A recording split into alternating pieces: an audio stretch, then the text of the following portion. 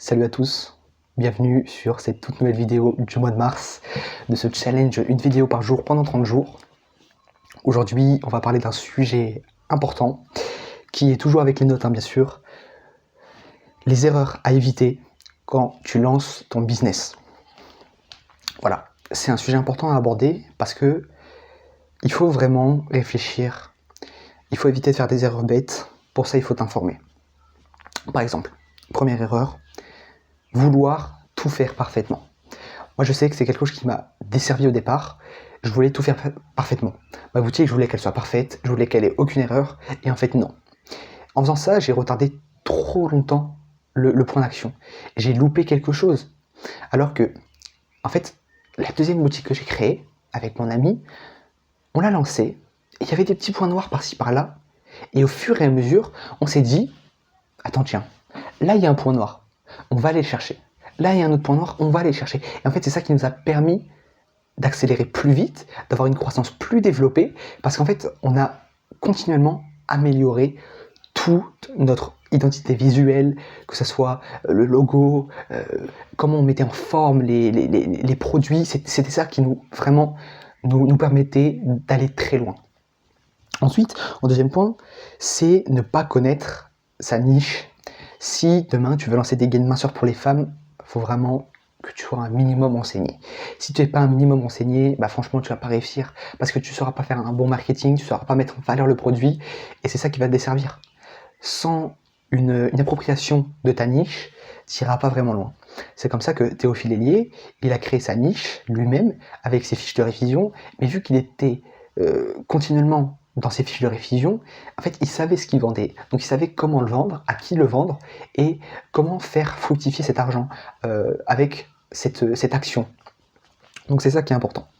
Ensuite, troisième point, sous-estimer son cash flow.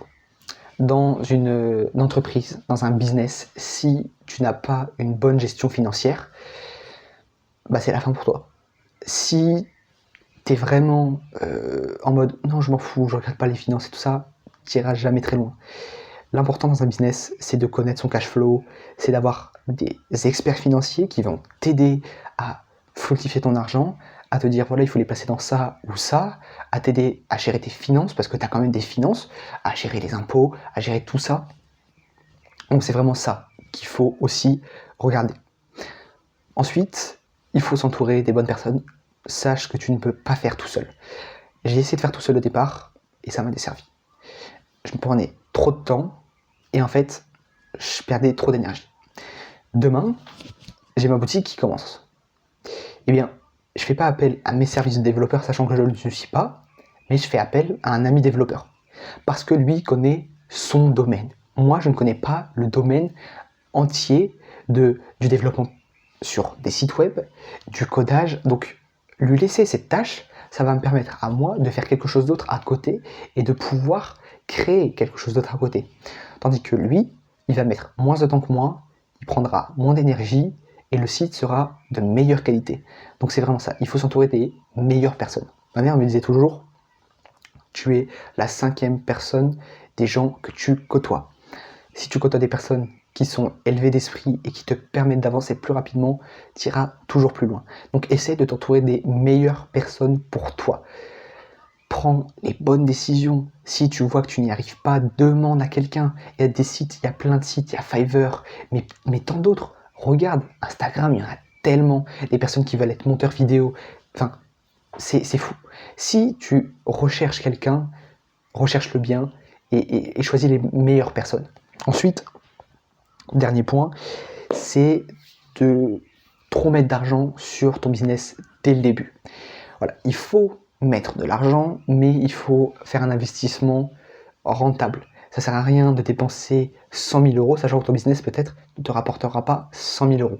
Si tu t'endettes directement en ouvrant ton business, c'est mauvais pour toi.